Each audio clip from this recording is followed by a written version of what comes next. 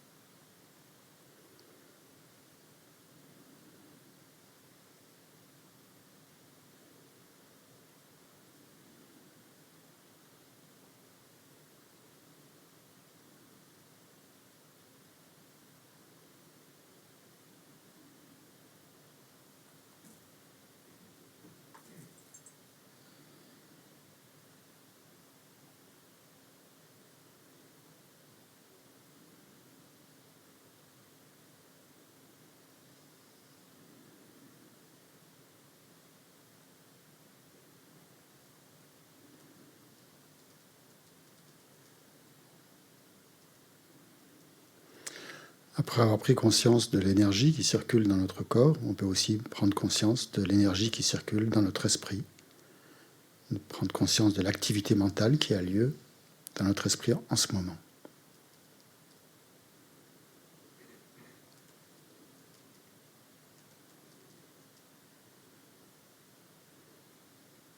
Et on constate que l'esprit n'est jamais au repos, qu'il y a toujours des flux, des mouvements de pensée qui s'élèvent, qui restent un certain temps, très court, et disparaissent.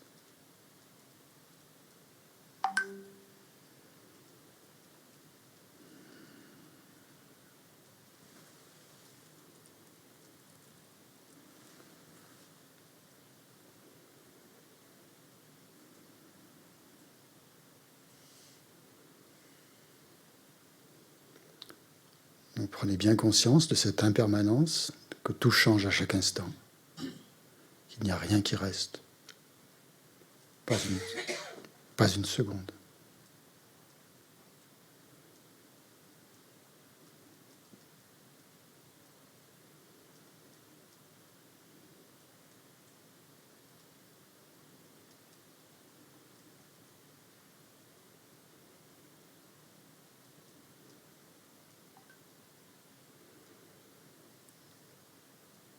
Essayez de ressentir que vous n'êtes pas prisonnier de ce processus, mais que vous pouvez intervenir. Vous n'êtes pas prisonnier de ce qui se passe dans votre esprit. Vous pouvez identifier ces événements mentaux, ces intentionnalités, ces potentialités, vous pouvez identifier tout ce qui ne va pas, tout ce qui vous cause des ennuis.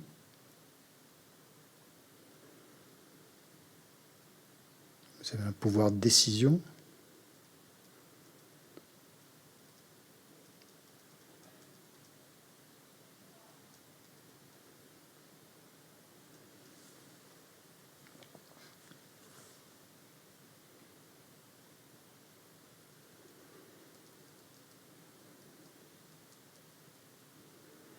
Maintenant, pensez à quelque chose que vous avez fait, dit ou pensé et que vous jugez négatif.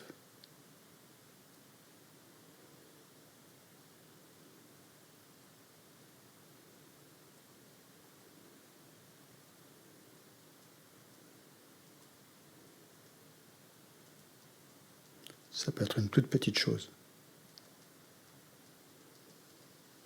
Et demandez-vous pourquoi vous avez dit ou fait ou pensé ça.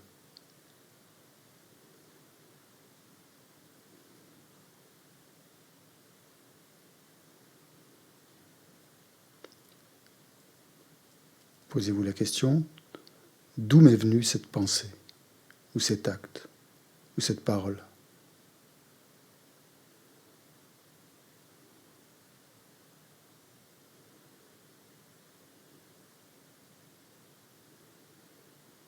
Qu'est-ce qui l'a conditionné ?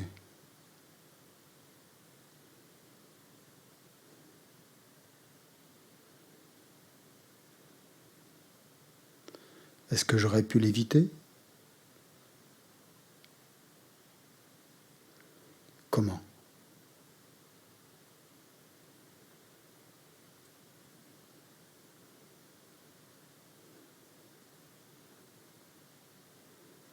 Pourquoi est-ce que je ne l'ai pas fait ?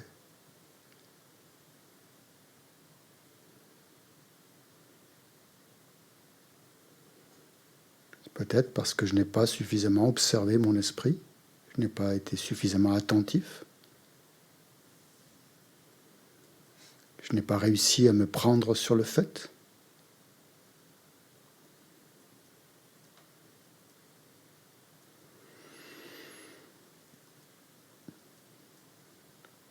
Est-ce que je peux y remédier ? Et si oui, comment ?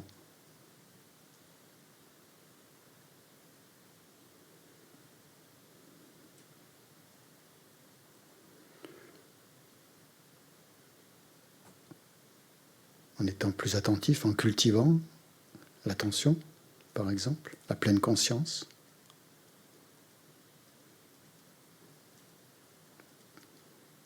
Pour moi et pour les autres.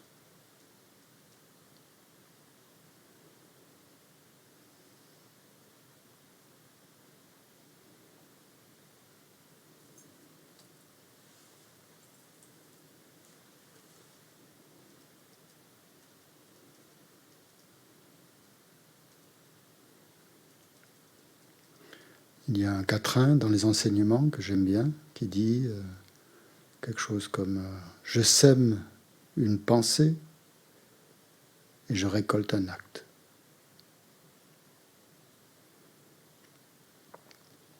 Je sème un acte et je récolte une habitude.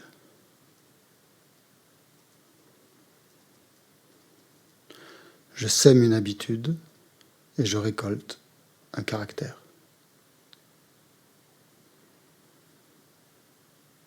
je sème un caractère et je récolte un chemin de vie, une vie conditionnée.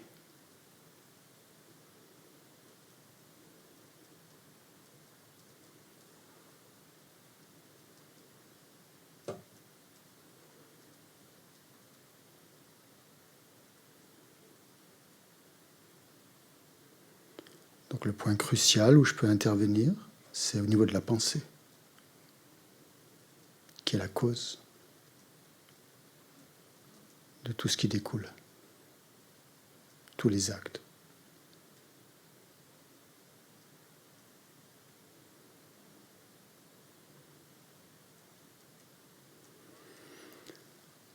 Pourquoi est-ce que nos relations familiales, amicales, conjugales, sociales,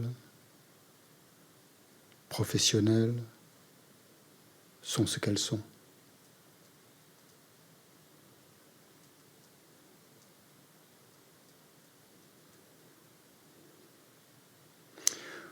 Où se situe ma part de responsabilité?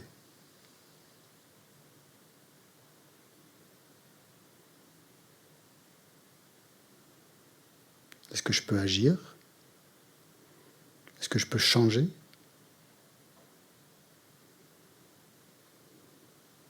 Ou est-ce que je suis voué à refaire toujours et encore les mêmes expériences?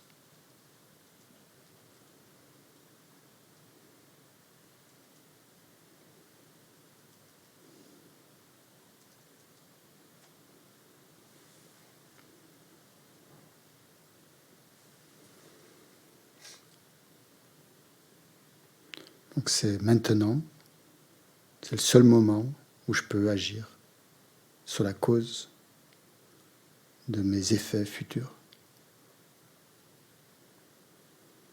C'est maintenant que je peux semer la graine parce que je suis le créateur de mon propre bonheur.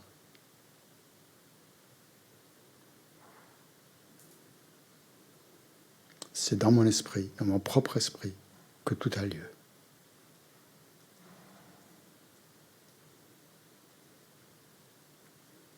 Et c'est là où je dois intervenir.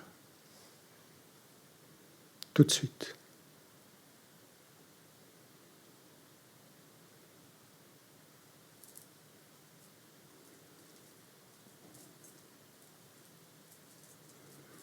Donc je dois me rappeler que ma souffrance et mon bonheur sont le résultat de mes actions, de mes actions passées, mes actions antérieures.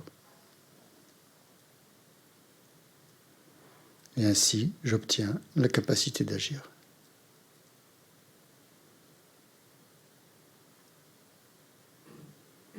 C'est à moi de décider. C'est moi le patron.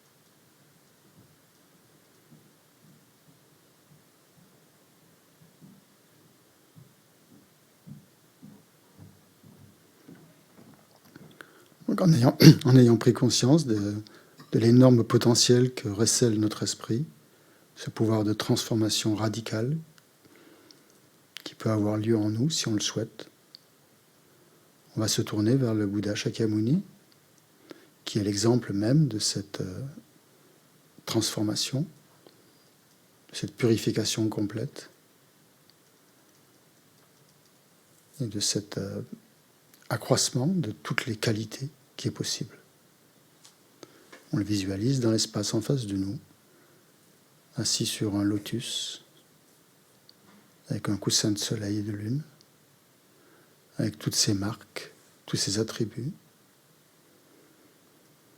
Sa main droite qui touche la terre et sa main droite qui est posée contre son giron qui tient un bol rempli de nectar de sagesse, d'un nectar de longévité, d'un nectar de panacée qui apaise toutes les maladies, toutes les souffrances mentales.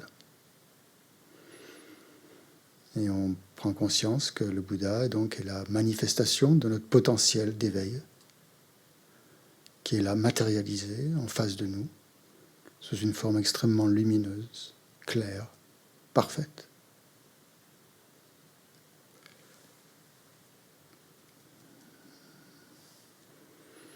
On prend le livret doré pour rendre hommage au Bouddha Shakyamuni, en lui dressant une louange, et non seulement au Bouddha Shakyamuni, mais aux trois joyaux. Donc, c'est page 73, je crois, quelque chose comme ça. J'ai partagé sur Internet.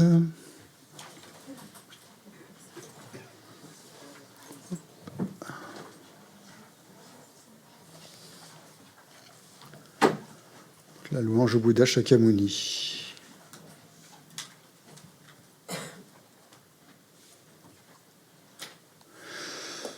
Lama tomba chamdende de shinche padra champa yanda pazope sangye rikpa danja sutempa dewa shekpa jiten kempa kepo durwe kalo gyorwa lana mepa ladani emgi tempa sangye chamdende pelgerwa shakya tupa la chatsalo cheto kyapsuchi om. Maître enseignant Bhagavan, Tathagata, Arhat, Bouddha pleinement accompli, parfait en connaissance et en bonne conduite, Sugata, connaisseur du monde, insurpassable, guide des êtres indisciplinés, enseignant de tous les dieux et de tous les hommes. À vous, Bouddha, Bhagavan, glorieux conquérant, Shakyamuni, je rends hommage et présente des offrandes. En vous, je prends refuge. Maître enseignant Bhagavan, Tathagata, Arhat, Bouddha pleinement accompli, parfait en connaissance et en bonne conduite, Sugata, connaisseur du monde, insurpassable guide des êtres indisciplinés, enseignant de tous les dieux et de tous les hommes, à vous, Bouddha, Bhagavan, glorieux conquérant, Shakyamuni, je rends hommage et présente des offrandes, en vous, je prends refuge. Vous, chef parmi les hommes, à votre naissance, vous avez fait 7 pas sur cette grande terre et annoncé « Je suis suprême en ce monde ». À vous, sage, en ce temps-là, je rends hommage. Corps parfaitement pur, forme éminemment noble, océan de sagesse, vous êtes pareil à une montagne d'or et votre renommée illumine les 3 mondes. À vous, sauveur suprême, je rends hommage. Vous êtes orné de marques excellentes, votre visage est semblable à une lune immaculée, et votre teint pareil à l'or. À vous, je rends hommage. Pur comme vous, les 3 mondes ne le sont pas. À vous, dont la sagesse est incomparable, je rends hommage. Sauveur à la grande compassion, enseignant qui connaît toutes choses, champ de mérite aux qualités aussi vaste que l'océan, à vous ainsi allez, je rends hommage. Par la pureté, il délivre de l'attachement. Par la vertu, il libère des renaissances infortunées. Unique chemin, réalité pure et suprême. Au dharma qui apaise, je rends hommage. Vous êtes libérés et montrez la voie qui mène à la libération. Vous observez avec ferveur les préceptes de l'éthique. Champ pur, doté de réalisation, à vous, assemblée suprême, vouée à la vertu, je rends hommage. Hommage au suprême Bouddha, hommage au refuge du Dharma, hommage à la noble Sangha, avec une dévotion infinie, hommage à vous 3. À vous qui êtes dignes de respect, m'inclinant avec des corps aux aspects les plus divers, aussi nombreux que les atomes de tous les royaumes, avec une foi suprême, je rends hommage. Ne commettre aucune action nuisible, s'engager dans des actions saines, parfaites, discipliner complètement son esprit, tel est l'enseignement du Bouddha. Comme une étoile, une aberration visuelle, une flamme, une illusion, une goutte de rosée ou une bulle, un rêve, un éclair ou un nuage, considérez ainsi tous les phénomènes composés. Par ses mérites puissent les êtres atteindre l'état d'omniscience et vaincre l'ennemi, les défauts, puissent-ils se libérer de l'océan de l'existence cyclique, agité par les vagues tumultueuses de la vieillesse, de la maladie et de la mort. Sutra du cœur de la perfection de la sagesse. Hommage aux trois nobles, rares et sublimes. Voici ce qu'une fois j'ai entendu. Le Bhagavan se trouvait à Rajagriha, sur le pic des vautours, entouré d'une grande congrégation de moines et d'une grande assemblée de bodhisattvas. À ce moment-là, le Bhagavan était absorbé dans la concentration sur les catégories de phénomènes appelées perception profonde. Au même moment, le Bodhisattva, Mahasattva, Arya, Avalokiteshvara contempla la pratique même de la profonde perfection de la sagesse, et il vit que les 5 agrégats également étaient vides de nature propre. Puis, par le pouvoir du Bouddha, le vénérable Shariputra s'adressa en ces termes au Bodhisattva, Mahasattva, Arya, Avalokiteshvara. Les fils de la lignée désireux de pratiquer la profonde perfection de la sagesse, comment doivent-ils s'y prendre ? Le Bodhisattva Mahasattva Arya Avalokiteshvara répondit alors au vénérable Sharadvatiputra. Shariputra, les fils ou les filles de la lignée qui désirent pratiquer la profonde perfection de la sagesse doivent la considérer de la manière suivante. Ils doivent contempler correctement et à maintes reprises le fait que les 5 agrégats, eux aussi, sont vides de nature propre. La forme est vide, la vacuité est la forme. La vacuité n'est pas autre que la forme, et la forme n'est pas autre que la vacuité. De même, la sensation, l'identification, les facteurs composés et la conscience sont-ils vides. Shariputra, ainsi, tous les phénomènes sont-ils vacuités. Ils sont sans caractéristiques, ils ne naissent ni ne cessent, ne sont ni souillés ni non souillés, ni déficients ni parfaits. Et en conséquence, Shariputra, dans la vacuité, il n'y a ni forme, ni sensation, ni identification, ni facteur composé, ni conscience, ni œil, ni oreille, ni nez, ni langue, ni corps, ni mental, ni forme, ni son, ni odeur, ni saveur, ni objet du toucher, ni phénomène mental. De l'élément de l'œil et ainsi de suite, jusqu'à l'élément du mental et l'élément de la conscience du mental, il n'y a pas d'élément. Il n'y a ni ignorance, ni élimination de l'ignorance, et ainsi de suite, jusqu'à il n'y a ni vieillissement et mort, ni élimination du vieillissement et de la mort. Et à l'avenant, il n'y a ni souffrance, ni origine de la souffrance, ni cessation, ni voie. Il n'y a ni sagesse transcendante, ni obtention, ni non-obtention. Shariputra, ainsi, puisqu'il n'y a pas d'obtention, les bodhisattvas se fondent-ils sur la perfection de la sagesse, et ils demeurent en elle, l'esprit sans voile et sans peur. Et comme ils sont passés bien au-delà de toute erreur, ils parviennent au stade final du nirvana. C'est en s'appuyant sur la perfection de la sagesse que tous les Bouddhas des 3 temps, eux aussi, font naître pleinement l'insurpassable éveil, parfaitement accompli. Aussi le mantra de la perfection de la sagesse, le mantra de la grande connaissance, le mantra auquel rien n'est supérieur, le mantra égal à l'inégalable, le mantra qui apaise à jamais toute souffrance, doit être reconnu comme véridique car il ne trompe pas. Voici le mantra de la perfection de la sagesse. Tayata gate gate paragate parasamgate bodhisoha. Shariputra, c'est ainsi qu'un bodhisattva, mahasattva, doit s'exercer à la profonde perfection de la sagesse. Puis le Bhagavan sortit de sa concentration et loua le bodhisattva, mahasattva, Arya Avalokiteshvara en disant: Bien, bien, ô fils de la lignée, il en est ainsi, il en est bien ainsi. C'est exactement comme tu viens de l'exposer qu'il convient de pratiquer la profonde perfection de la sagesse. Et les Tathagatas eux-mêmes se réjouissent. Lorsque le Bhagavan eut dit cela, le vénérable Sharadvatiputra, le Bodhisattva Mahasattva, Arya Avalokiteshvara, l'entourage au complet, ainsi que le monde des dieux, des hommes, des asuras et des gandharvas, furent remplis de joie et louèrent les paroles du Bhagavan. Prière à Dakini au visage de lion.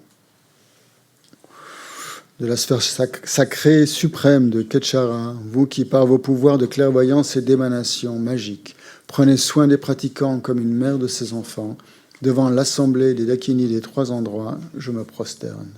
Akasamara Sachadara Samarayape.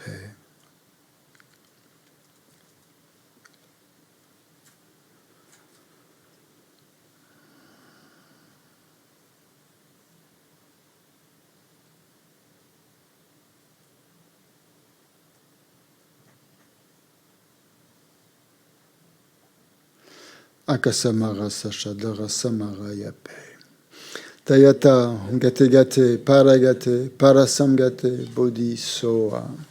Par les enseignements des 3 nobles rares et sublimes, dotés du pouvoir de la vérité, que les obstacles soient évités, qu'ils soient chassés, qu'il soit apaisé, que tous les ennemis et toutes les forces contraires au Dharma soient complètement pacifiés. Shantim Kuru Soha. Puisse la multitude des 80 000 obstacles être dissipés. Puissions-nous être séparés des conditions adverses au Dharma. Puissent tous les plaisirs être en accord avec le Dharma. Puisse le bonheur parfait et tout ce qui est de bon augure régner ici et maintenant. On va à la page 98 pour l'offrande, courte offrande du mandala.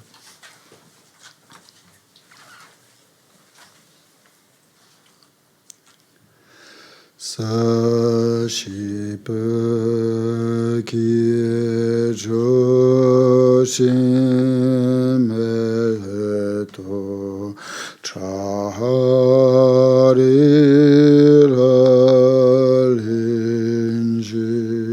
nyede gyan padi sangye shintu mete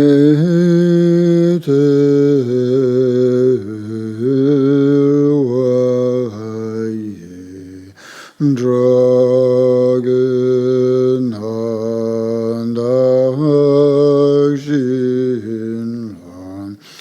chapashum.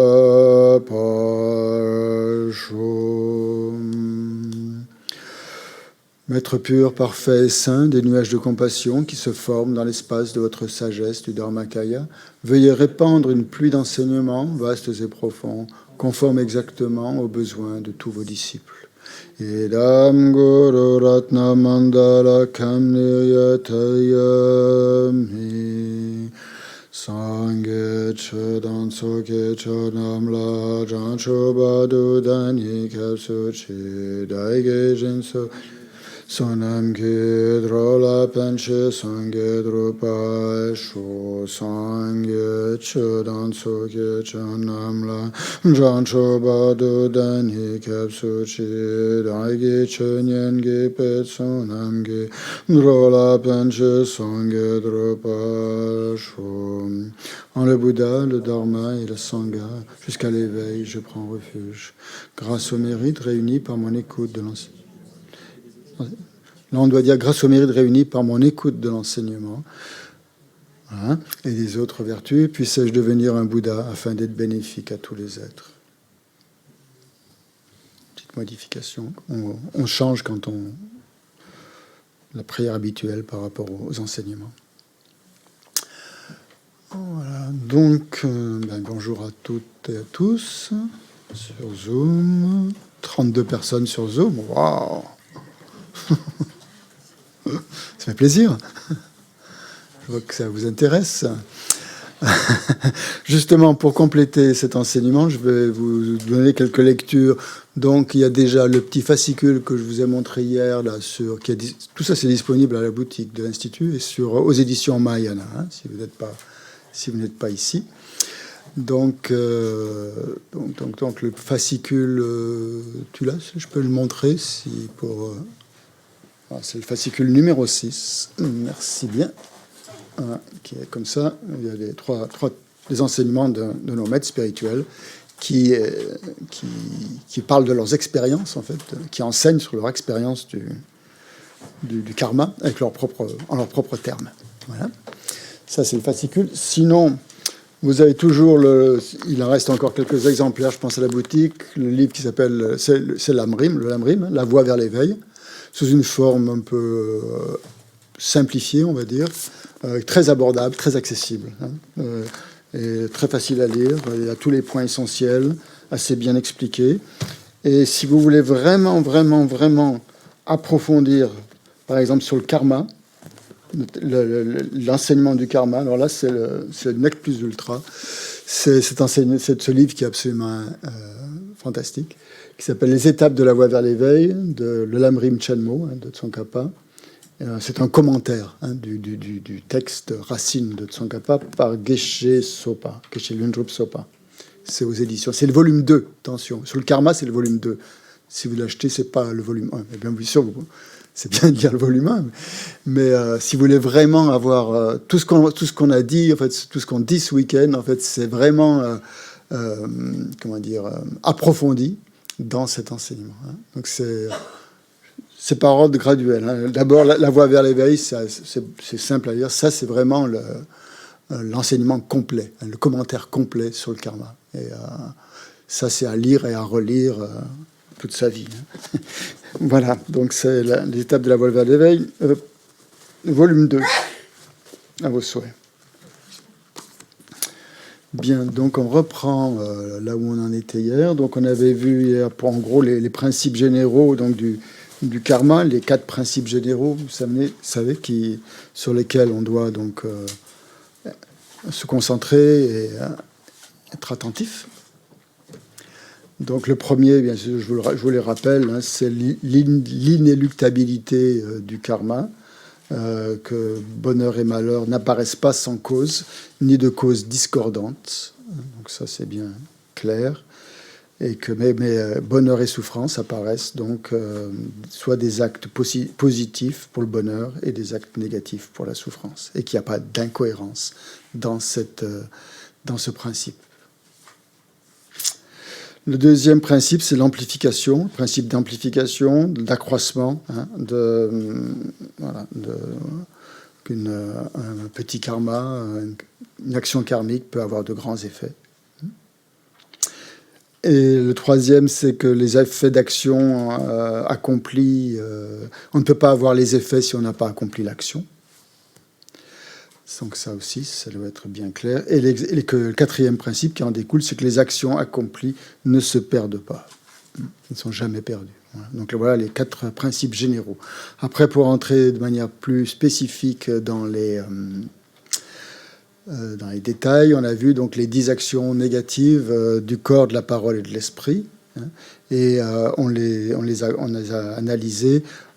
Sont ce qu'on appelle des voies d'action, hein, c'est-à-dire pour que les actions soient complètes, il faut qu'il y ait 4 composantes, donc la base ou l'objet, il faut qu'il y ait l'état d'esprit, on analyse l'état d'esprit qui est impliqué à ce moment-là, avec 3 facteurs, donc l'identification de ce qui se passe, de l'objet, la perturbation mentale qui est animée, là, et l'intention.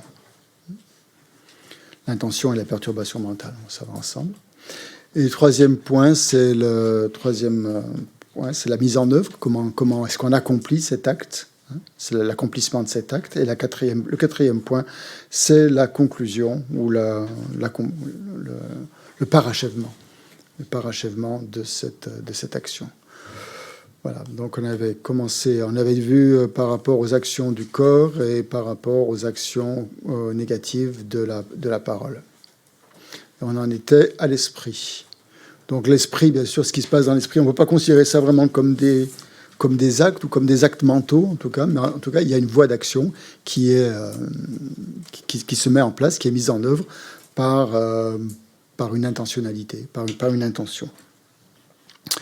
Donc on était à ce point-là, donc sur la première de ces actions, de ces karmas négatifs de l'esprit, c'était par rapport à la convoitise.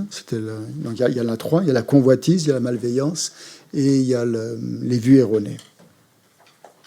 Donc on reprend le même principe, hein, la même analyse avec les 4 composantes. Donc la base, c'est les biens ou les possessions de quelqu'un d'autre que nous. Ça inclut donc toutes les marchandises que l'on peut voir dans une boutique, par exemple, et qui suscitent en nous une énorme convoitise. Donc c'est pas simplement une pensée que l'on a, on se dit oh, j'aimerais bien avoir ceci ou avoir cela, mais c'est la mise en route, la mise en œuvre de toutes sortes de pensées qui entretiennent ou qui alimentent ce processus de convoitise on essaye, ça devient pratiquement obsessionnel, quoi, en fait. On a vraiment envie de se procurer cette chose-là ou cette personne-là. C'est pas forcément une chose matérielle, ça peut être aussi une personne, ça peut être des qualités aussi. Et c'est en général fondé sur comme une émotion négative, sur la jalousie en général. On est un peu jaloux des qualités d'une autre personne ou des possessions de cette personne, et on veut absolument essayer de les posséder, de les avoir pour soi. Donc ça, c'est la base. Et l'état d'esprit donc inclut la reconnaissance, l'identification, dont on doit identifier correctement l'objet que l'on convoite. La motivation, c'est le souhait que cet objet ou cette chose nous appartienne, soit à nous. Et l'émotion perturbatrice, oui, c'est essentiellement la jalousie, mais la jalousie plus spécifiquement, donc ça peut être les trois poisons aussi. On peut vouloir donc la colère, par exemple. La colère, comment est-ce qu'elle intervient? Par exemple, si on veut acheter quelque chose avant que la personne qu'on déteste se le procure et la chance de se le procurer. Donc on va être le premier à l'avoir pour pas que notre ennemi l'ait, par exemple. Ou si on veut priver notre ennemi, une personne que l'on n'aime pas, de ses précieuses possessions en se les accaparant. Donc ça, c'est par la colère. Donc ça, c'est pas une mise en action, en fait. C'est juste des pensées qui se succèdent et qui alimentent cette convoitise. Pour l'instant, rien n'a été fait, mais il y a tout un processus mental qui a lieu et qui entretient donc la convoitise. Donc ça, c'est par colère. Par attachement, c'est de vouloir posséder une quantité de choses avec l'idée que ces choses-là ou ces personnes-là ou ces qualités-là vont nous procurer un bonheur absolu. En général, dans la convoitise, il y a cette idée que cette chose que l'on va posséder va nous rendre parfaitement heureux. Soit parce qu'on en dépossède quelqu'un, soit parce cet objet sera à nous. Mais bon, si on regarde bien, en fait, le temps que dure, la jouissance, le bonheur que procure l'objet que l'on convoite, si on regarde bien, c'est très très court. C'est très très court. Je me souviens avoir fait cette expérience il y a longtemps, quand j'étais, je sais pas, peut-être adolescent ou un peu plus. Ça m'avait marqué, j'en ai toujours le souvenir. J'aimais beaucoup la musique, j'aimais bien m'acheter des CD. À l'époque, c'était pas des CD, c'était des 33 tours. Et je voulais absolument en avoir un que je convoitais depuis longtemps, et j'arrêtais pas d'y penser, en fait. je voulais vraiment l'avoir. Et lorsque je suis allé dans le magasin pour l'acheter, j'ai eu un grand plaisir à le prendre, et le plaisir a duré, jusqu'à ce que je passe à la caisse. Et après, une fois qu'il était à moi, c'est fini. Je n'avais plus le bonheur de l'avoir. Une fois que j'avais payé cet objet, qu'il était dans mon sac, c'était fini. Le bonheur que ça m'avait procuré, toute cette convoitise qui avait été mise en route, mise en place pour me procurer ce bonheur, avait duré jusqu'au moment où je sente que l'objet m'appartenait. Et après, c'était fini.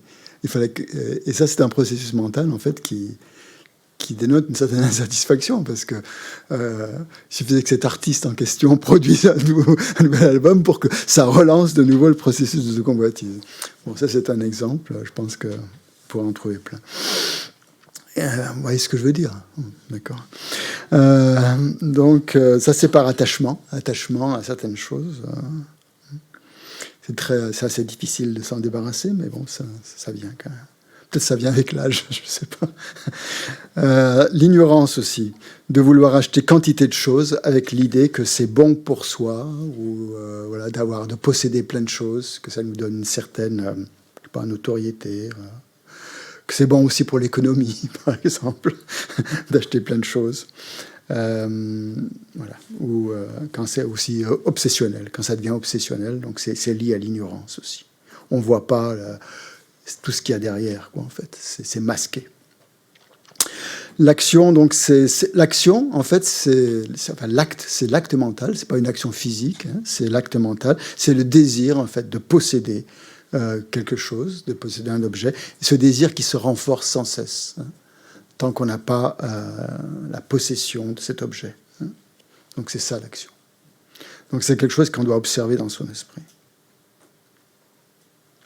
Et le parachèvement, c'est quand on décide de trouver le moyen, quand on a l'argent ou autre, quand on a le moyen de s'approprier l'objet, quand on a vraiment pris cette décision. Après, quand on va l'acheter, c'est autre chose, c'est une mise en action.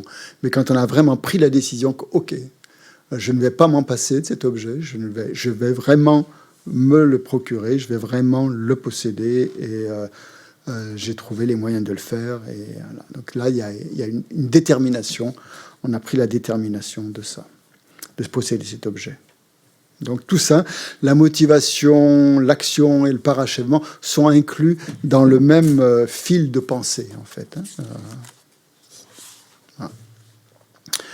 Ensuite, donc ça c'était pour la convoitise. Je n'ai pas trouvé de meilleur mot. Peut-être qu'il y en a un meilleur mot pour ça, mais bon, apparemment personne d'autre n'en a trouvé, j'en plus.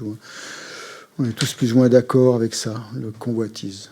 La malveillance, bon là il y a plusieurs mots, ça peut être la méchanceté aussi. La méchanceté, c'est pas mal aussi.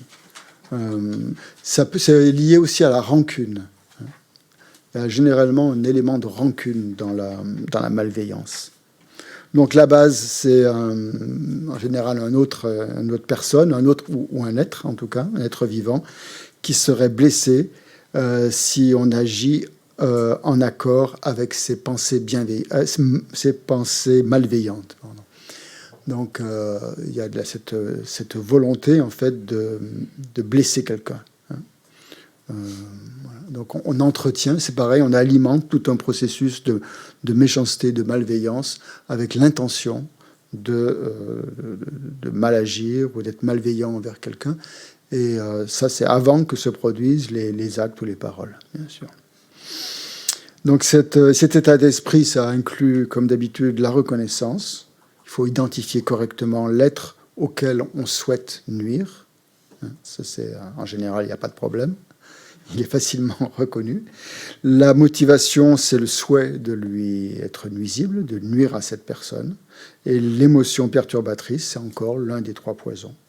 Donc par colère, par exemple, on peut vouloir nuire à quelqu'un qui nous a fait souffrir, qui nous a fait du tort, ou quelqu'un que l'on déteste.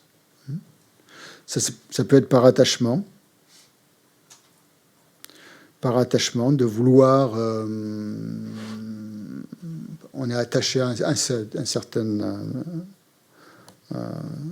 par exemple, à un héritage, par exemple, ou à des biens, des possessions que l'on voudrait avoir, et on va aller jusqu'à nuire aux personnes de sa propre famille, par exemple, pour avoir cet héritage. Donc ça, c'est par rapport à l'attachement, parce qu'on est attaché à des biens matériels. Donc ça, c'est très très courant dans les familles, en général. Au moment du partage des biens, il y a souvent des émotions perturbatrices qui s'élèvent comme ça de malveillance. De malveillance. Ça, c'est quelque chose à observer aussi. L'ignorance. Par ignorance, c'est vouloir nuire à quelqu'un avec l'idée que finalement la violence ou l'agressivité ou voilà, tout ce qui peut être une expression de cette méchanceté est bonne. Hein, et que finalement vous pouvez faire tout ce que vous voulez, vous pouvez dire tout ce que vous voulez, ça n'aura pas de conséquences karmiques. L'ignorance, c'est lié l'ignorance, c'est lié à l'ignorance de la loi de causalité. On nie en fait le fonctionnement de la loi de causalité en disant non, il n'y aura pas de conséquences. Je peux bien faire tout ce que je veux. L'action mentale, en fait, c'est d'investir de plus en plus d'efforts, en fait, dans notre désir de vouloir faire du mal. C'est quelque chose qui s'alimente aussi. Au début, il y a une pensée, puis cette pensée donne lieu à une autre pensée, et il y a une espèce de gradation comme ça dans le cheminement de la pensée qui devient de plus en plus puissante, de plus en plus forte. Ça aussi, on peut l'observer. Si on regarde son esprit, on peut voir comment, au départ, ça peut être une toute petite pensée qui va donner lieu à des pensées de plus en plus puissantes de méchanceté, si on n'intervient pas dans ce processus. Donc c'est là où on a la liberté, justement, d'intervenir au moment où la pensée n'est pas trop importante, trop puissante. Une fois que la pensée a pris beaucoup de puissance, là, c'est difficile. Hein. C'est comme quand on veut couper de l'herbe, c'est plus facile de la couper quand elle est au ras du sol que quand elle est très haute. Le parachèvement, c'est que l'on va décider d'agir selon notre désir et faire quelque chose de nuisible pour nuire à cette personne. Donc voilà pour les deux donc de l'esprit. La troisième, c'est par rapport aux vues erronées. Les vues erronées donc, sont par rapport à la réalité que nous enseigne le bouddhisme, en général. en particulier, je veux dire. Donc, la base, ça va être un phénomène, une chose qui existe, qui est vraie, une réalité, comme par exemple la loi de cause à effet, la loi naturelle de cause à effet, la loi de la causalité. On nie cette loi du karma. On niait le fait que le bonheur, que la cause du bonheur, justement, c'est les actions positives et que la cause de la souffrance, c'est les actions négatives. Nier ce principe-là, par exemple, ça va être la base. Et la reconnaissance, c'est que vous reconnaissez, vous croyez qu'il est correct, qu'il est juste, en fait, de nier l'existence de choses qui existent bel et bien. La motivation, c'est de vouloir les nier, de vouloir les réfuter, de vouloir nier l'existence de quelque chose qui existe. Et l'émotion perturbatrice, c'est encore l'un des 3 poisons. Ça peut être par colère, par aversion, par haine d'une personne qui soutient une vue correcte, une vue juste, et vous allez tout faire pour nier ses paroles et affirmer le contraire. Parce que vous êtes attaché à votre opinion, vous avez une animosité face à cette personne, et vous voulez absolument la contredire. Vous ne voulez pas qu'elle ait raison. Vous ne voulez pas admettre qu'elle détient la vérité ou qu'elle a une vue juste de la réalité. Et vous, pour lui nuire, en fait, vous affirmez le contraire. Sachant ou non que vous avez peut-être tort ou pas. Enfin bref, ça c'est autre chose. Ou par attachement, c'est affirmer une vue erronée afin d'obtenir quelque chose en échange. Ça peut être ça, dire que ça n'existe pas parce que, par exemple, vous voulez obtenir un certain pouvoir, vous voulez obtenir un bien ou un salaire, par exemple, ou une récompense, quelque chose. Donc, vous allez nier quelque chose qui existe mentalement. Vous allez c'est pas forcément par les paroles encore. Les paroles n'ont pas été mises en acte, mais c'est dans votre esprit. Vous affirmez, vous vous persuadez justement que c'est erroné parce que vous voulez peut-être impressionner quelqu'un ou obtenir les faveurs d'une personne. Une personne qui est en position de pouvoir par rapport à vous. Donc ça va vous amener à une certaine notoriété ou ça va vous élever en détenant cette vue qui a été erronée. Ou ça peut être tout simplement par ignorance, parce que vous ne comprenez pas, vous ne voyez pas ce qui est correct et ce qui est vrai. Vous n'avez pas suffisamment de discernement pour discerner ce qui est juste et ce qui est faux. Ça, c'est tout simplement le fait de l'ignorance fondamentale qui est là. L'action, c'est d'avoir en tête, de se mettre ça à exécution, ce rejet justement de cette idée, de cet objet, par exemple en révélant aux autres ce que vous pensez. Là, par la parole, par exemple. Et donc, vous essayez de trouver des formulations qui vont vous permettre d'essayer de prouver que vous avez raison.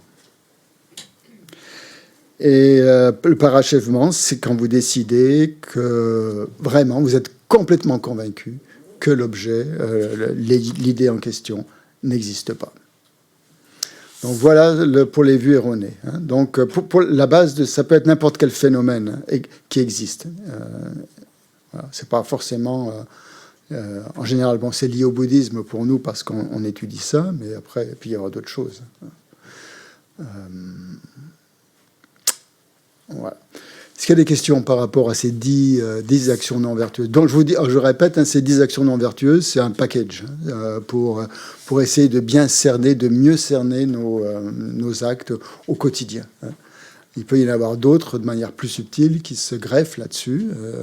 Normalement, il y en a, effectivement. Mais c'est juste un canevas d'analyse, peut-être qui simplifie les choses. Ouais. Prends le micro. Merci.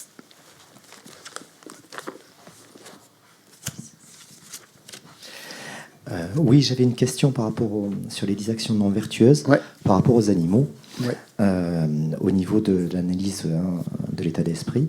Est-ce que c'est systématiquement l'ignorance qui est à l'œuvre? Pour quelle action négative, par exemple? N'importe lesquelles. Oui, par rapport à un animal qui tue un autre animal ou qui convoite, je ne sais pas, une ressource, la ressource de notre. Oui, alors est-ce que systématiquement, la perturbation mentale associée correspond à l'ignorance? L'ignorance est fondamentale dans le bouddhisme. C'est ça qui est à la base de toutes les émotions perturbatrices, si on regarde bien. Si on va vraiment au niveau ultime, c'est ça qui conditionne l'attachement, et c'est ça qui conditionne aussi la colère. Si l'attachement vient de l'ignorance, et la colère aussi vient de l'ignorance. L'ignorance de quoi? En fait, l'ignorance de plusieurs choses, notamment de la loi de causalité, on ne voit pas. Mais surtout l'ignorance de la nature dont les phénomènes existent, comment les phénomènes existent. C'est-à-dire qu'on fait essentiellement confiance à notre perception des choses sans aller plus loin. Et notre perception des choses, elle est forcément liée à notre karma. C'est notre karma qui nous fait percevoir les choses d'une certaine façon. Si on est libre et quand on est libéré, justement, quand on a réalisé la vacuité, quand on voit que les choses n'existent pas de la manière dont on les perçoit, automatiquement, on est libéré de ce karma qui attache une réalité objective dans l'objet lui-même, en le voyant comme séparé de nous. Dans la réalisation de la vacuité, cette séparation est complètement gommée. Du fait qu'on voit que le moi n'existe pas par lui-même, les phénomènes non plus n'existent pas par eux-mêmes. Donc il n'y a plus vraiment de... la dualité entre sujet et objet est effacée. Et donc c'est ça, en fait, la sagesse. La sagesse qui élimine l'ignorance, c'est la sagesse c'est un état d'esprit qui est contraire à l'ignorance, qui est l'opposé de l'ignorance. L'ignorance attache une réalité objective à tous les phénomènes. La sagesse qui la réalise, justement, voit que cette identité que l'on attache à tous les personnes, à tous les phénomènes, est fausse. Donc en fait, c'est la base de tout. Et l'attachement vient de là. L'attachement vient du fait que l'on voit, que l'on croit que cette chose existe vraiment et qu'elle va nous procurer du bonheur. Et la colère, c'est pareil. On croit que cette chose existe vraiment et qu'elle nous provoque de la souffrance. Donc à la base, de l'ignorance, l'attachement provoque un semblant de bonheur, et la colère provoque aussi provoque de la souffrance, immédiatement. Mais à la base, c'est vraiment l'ignorance. Donc on peut retrouver, si on analyse vraiment les choses profondément, on va finalement vers ce facteur mental qui est fondamental, et donc qui est l'ignorance, et qui conditionne en fait notre karma et tout le samsara, quoi, comme on le verra plus tard dans l'enseignement sur le samsara. Et le karma, effectivement, est greffé et lié à l'ignorance. Si on élimine l'ignorance, il n'y a plus de karma. Voilà. Donc c'est pas difficile, en fait. Si on regarde bien, c'est simplement avoir un esprit qui est opposé, qui est le contraire de l'ignorance, de la façon dont on perçoit les choses, d'une manière intrinsèquement existante. Ça, c'est l'ignorance. Et la sagesse, c'est l'esprit contraire, opposé. Donc il suffit de basculer dans l'autre canal, on va dire, pour voir comment les choses existent vraiment. Mais ça, on n'en est pas là encore. Dans le processus de découverte du bouddhisme, là, oui, on analyse quand même les choses progressivement, et on voit déjà l'importance du karma, parce que on vit pas dans l'ultime. On n'a pas, enfin, je sais pas, je parle de mon cas personnel. Si on n'a pas réalisé la vacuité, on est forcément lié aux phénomènes contingents, comme ça, à la conventionnalité des phénomènes. Et c'est là où fonctionne le karma. Donc on est dans cet état-là. On n'essaie pas de se projeter dans un état où on n'est pas encore. On analyse vraiment comment on est prisonnier de karma, et c'est des actions non vertueuses, c'est des actions malheureusement qu'on a tendance à commettre parce que on attache justement une réalité objective à tous ces phénomènes. Sinon, on n'aurait pas le désir de tuer, on n'aurait pas le désir de voler, parce que bon, il n'y aurait pas tout ça, quoi. Si on pensait que les phénomènes n'existent pas d'eux-mêmes, pourquoi se les approprier? Ça ne servira à rien. Absolument. Donc, voilà. Donc, on essaye par cette analyse du karma, même. Alors, je répète, je me répète peut-être, mais il n'y a pas quelque chose de moral, il n'y a pas c'est pas un jugement moral quand on parle de ces 10 actions négatives. C'est ce qui nous fait souffrir, en fait. Et c'est pour sortir de cet état de souffrance que le Bouddha enseigne ces 10 actions négatives. Mais pas avec un jugement, pas avec une morale qui serait lourde. Simplement pour nous aider à mieux observer notre esprit, nos paroles et nos actes, et à agir pour avoir du bonheur. Donc c'est en fait ce qui nous donne, c'est la clé du bonheur, en quelque sorte. Un bonheur conventionnel, pour l'instant. Pour après, progressivement, atteindre un bonheur ultime. Mais ça commence par là. Plus notre esprit sera dégagé des perturbations mentales, plus notre esprit aura purifié le karma négatif, en l'observant, en prenant du recul, plus on pourra avancer sur la voie. Tant qu'on est empêtré dans nos problèmes relationnels et autres, sans les comprendre finalement, plus en les subissant, en pensant qu'on n'est pas responsable, ou je ne sais pas quoi, que ça vient tout des autres, ça vient tout de l'extérieur, on n'avance pas sur la voie. Donc c'est ça la première, avec le karma, c'est la première prise de conscience que, ok, on a vu qu'on avait une précieuse existence humaine, on a vu que cette précieuse existence humaine allait forcément cesser à un moment donné, et là, avant que ça se termine, avant la mort, il faut purifier tout ça. Il faut éliminer tout ça pour pouvoir justement se diriger vers quelque chose de juste, et qui va nous élever, quoi. Donc c'est une voie progressive que l'on est en train de suivre. C'est ce qu'on appelle le lam-rim, la voie progressive. Voilà. J'ai un petit peu dégraissé peut-être par rapport à ta question, mais ça m'a permis de préciser des choses. Bon, merci beaucoup. Pendant la méditation analytique, est-ce que vous pouvez juste rappeler la succession pensée, action, attitude, comportement?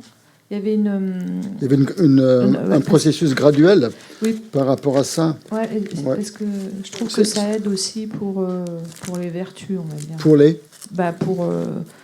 Pour les actions vertueuses. Ouais.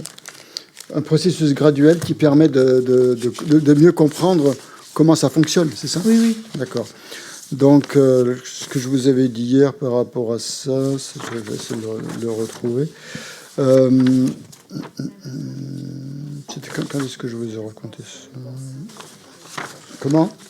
C'était ce matin. Ah, c'était ce matin? Ça? Ah oui. Non, c'était au début de la séance. Aujourd'hui? Oui. D'accord. Ah, le 4.1 que je vous ai cité tout à l'heure, c'est ça que vous voulez avoir? D'accord, je pensais que c'était le processus dont je vous avais parlé hier. D'accord, je vais essayer de le retrouver. Vous redire le 4.1 exactement. Je ne l'ai pas mémorisé, donc il faut que je le retrouve. Je le laisse à Christian. Oui, comment? En fait, tu disais semer un acte, créer une parole. Semer une parole, créer un acte, semer un acte, créer une habitude. Semer une habitude, créer un caractère. Semer un caractère, créer un chemin de vie. C'est ça. Alors, je sème une pensée, je récolte un acte. Je sème un acte et je récolte une habitude. Je sème une habitude et je récolte un caractère. Je sème un caractère et je récolte un chemin de vie. Entre parenthèses, une vie conditionnée. Conditionnée par le karma. Donc le point de départ, c'est la pensée. C'est ça l'idée, en fait. Je sème une pensée, je récolte un acte. Et ainsi de suite, c'est un processus graduel. Ok, c'est ça donc que vous vouliez... Voilà. Ok, d'accord. Oui. Bastien, j'ai une question sur Zoom. Oui, vas-y. Excuse-moi, j'étais pas là hier après-midi, donc il se peut que tu l'aies expliqué. Mais c'est une question en fait sur les pensées négatives. Ça m'est surgé donc hier après-midi, après donc la session d'hier matin. En fait, je voulais savoir, est-ce que une pensée est négative? Est-ce qu'elle peut être négative? Est-ce qu'elle est négative pour moi ou pour les autres? C'est-à-dire que moi, je pense tout le temps que les pensées négatives, c'est pour les autres. Par exemple, quand on veut du mal à quelqu'un. Mais est-ce qu'on peut aussi avoir une pensée négative pour soi? Par exemple, quand on dit « je suis trop bête pour réussir à cet examen », par exemple. Ah oui, d'accord. Est-ce que c'est une pensée négative? Bon, en général, c'est plus tourné... En bouddhiste, hein, pour le sens bouddhiste. Ces pensées négatives, elles font souffrir à la fois soi et les autres. Et elles partent du principe, c'est encore l'ignorance fondamentale qui est là. C'est parce qu'on a un jugement par rapport à soi, une façon de se considérer soi-même, que l'on crée ces actions négatives. Donc, c'est fondé sur les deux principes fondamentaux du bouddhisme, c'est-à-dire l'auto-chérissement, ce qu'on appelle l'auto-chérissement, cette espèce de narcissisme intérieur que l'on veut toujours voilà, on est la première, la personne qui s'accorde la priorité en général, et les autres passent après. Et sur le fait aussi d'avoir cette saisie d'un soi comme existant véritablement. Donc c'est sûr que ces pensées, elles sont négatives par rapport à nous-mêmes. C'est nous-mêmes qu'elles font souffrir. Et elles entretiennent en fait cette ignorance et cet auto-chérissement de soi, cet égocentrisme en fait. Et donc elles sont forcément négatives. Mais après, dans l'expression de ces non-vertus, de ces 10 actions non vertueuses, elles font leur expression, leur mise en acte, en fait, font souffrir les autres, surtout pour les 7, c'est-à-dire les 3 du corps et les 4 de la parole. Elles ont une influence sur les autres. Quant à les 3 autres sur l'esprit, elles vont amener des actions négatives. Et donc, là ces 3-là, bien sûr, sont extrêmement négatifs pour nous-mêmes. Hein, la malveillance, ça nous touche nous-mêmes en premier. Après, la malveillance n'est pas toujours mise en action, heureusement. Hein, mais quand même, quand ça a lieu dans notre esprit, quand ça tourne en boucle dans notre esprit, quand on veut faire du mal à quelqu'un, il y a un processus de boucle là, qui a lieu, et c'est extrêmement nuisible, c'est extrêmement négatif pour soi, parce que ça entretient des schémas mentaux qui, même s'ils ne sont pas exprimés par des actes ou par des paroles, nous enchaînent au samsara, quoi, en fait, et entretiennent ce narcissisme et cette saisie de l'ego. Donc c'est en ce sens-là que c'est négatif. Justement, donc j'avais une deuxième question donc par rapport à ça, c'est que tu dis si ça s'enchaîne et ça tourne, souvent on tourne en spirale, mais quelquefois on peut le couper. Par exemple, moi ça m'arrive si j'ai une pensée négative envers ma mère, par exemple, ça m'énerve ce qu'elle me dit ou elle oublie tout, et après je me dis mais non, mon Dieu, elle a 83 ans, et je coupe ça tout de suite. C'est ça. Est-ce qu'il y a une conséquence négative? Est-ce que j'ai créé du karma négatif? Non, parce qu'en fait, ce que tu fais là, c'est que tu appliques, tu mets un remède, tu mets l'antidote, tu vois le poison et tout de suite tu prends le remède, tu prends le médicament. Donc c'est bien, parce qu'en fait, si tu agis comme ça, c'est quelque part, c'est que tu as vu le problème. Tu vois justement où qu'il y a un petit grain de sable là et qu'il faut tout de suite y remédier. Donc c'est exactement ce qu'il faut faire en fait. C'est ça que sert l'enseignement sur le karma, à nous rendre plus attentifs à ce qui se passe dans notre esprit, à ce qui va nous énerver et agir le plus rapidement possible, quoi, en fait. Donc ça enraye cette force-là. C'est la force du remède, hein, comme on a vu, comme on va le voir cet après-midi quand on va parler de la purification. C'est l'une des forces qui contrecarre donc les effets négatifs de ce qui se passe, des actions négatives, en appliquant aussitôt le remède. Il y a une strophe dans les 8 versets de la transformation de l'esprit, c'est un enseignement qu'on verra plus tard, qui dit puissais-je observer mon esprit à tout moment, et dès qu'une pensée malveillante ou perturbatrice, une émotion perturbatrice s'élève, puissais-je la couper, la trancher, lui trancher la tête, immédiatement, carrément. C'est une prière, et donc c'est une exhortation, cette prière, à être extrêmement vigilant, hein, à regarder tout ce qui se passe dans notre esprit et à agir dès qu'il y a quelque chose qui ne va pas. C'est ça le bouddhisme, c'est ça la méditation. La méditation sert à ça essentiellement, hein, à être plus attentif. Et la méditation, quand on médite, ça amène un espace d'introspection aussi qui sera plus pointu, de plus en plus pointu. C'est pour ça qu'on médite aussi, pour essayer de contrecarrer.